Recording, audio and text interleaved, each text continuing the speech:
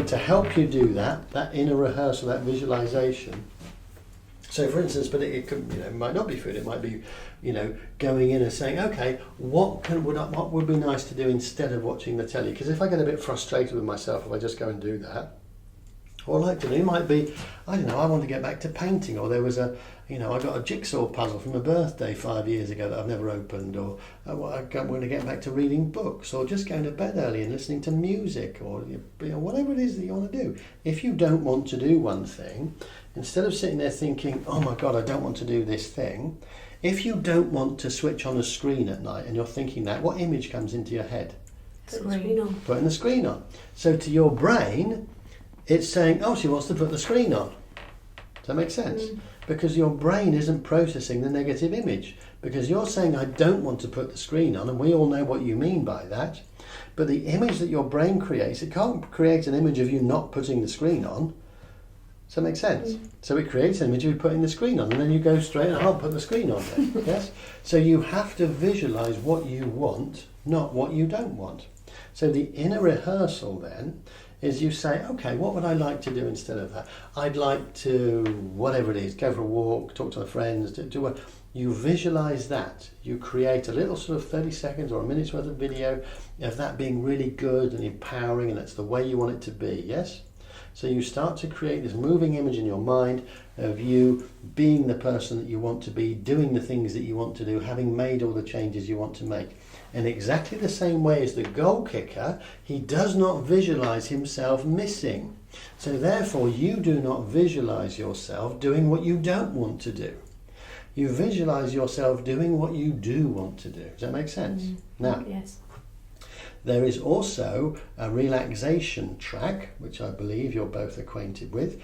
If you listen to that about a quarter or a third of the way through, you'll hear me say these words. I now want you to create a moving image in your mind of you doing the things you want to do in the way you want to do them, having made all the changes you want to make. What a coincidence. That's what that's designed for, okay? It's for you, prior to listening to that, you create something that is not going the way you want it to be. It's about procrastination, Kerry. So if procrastination is an issue, you pick something that you're frequently procrastinating about and you visualize yourself being decisive.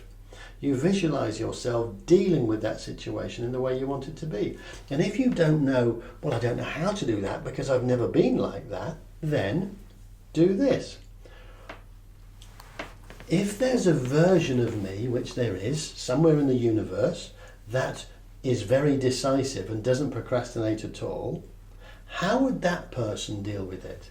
How would that version of me deal with it that never procrastinates? What would she do in this situation? How would she approach this? Yes? And you start to imagine that, and then you start to feel, what would it feel like to not procrastinate?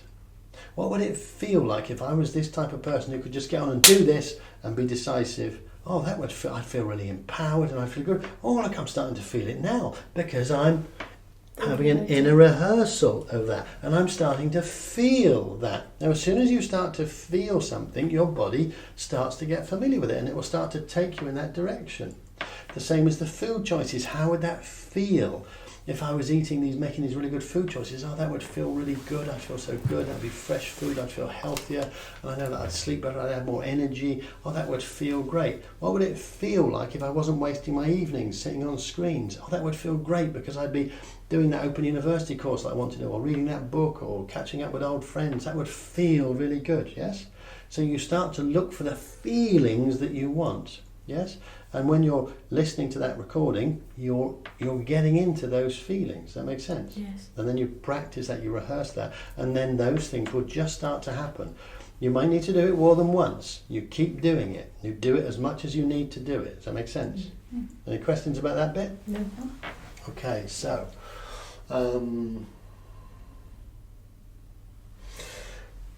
something just to include in with this. This thing about Pablo.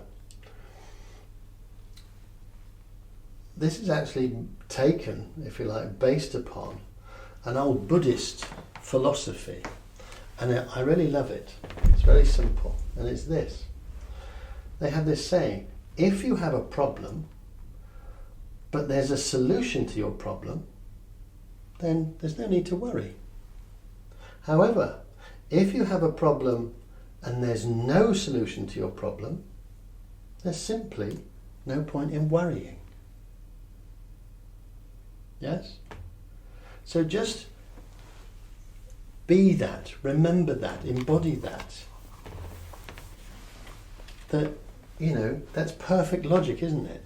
Now, how many people actually live that way?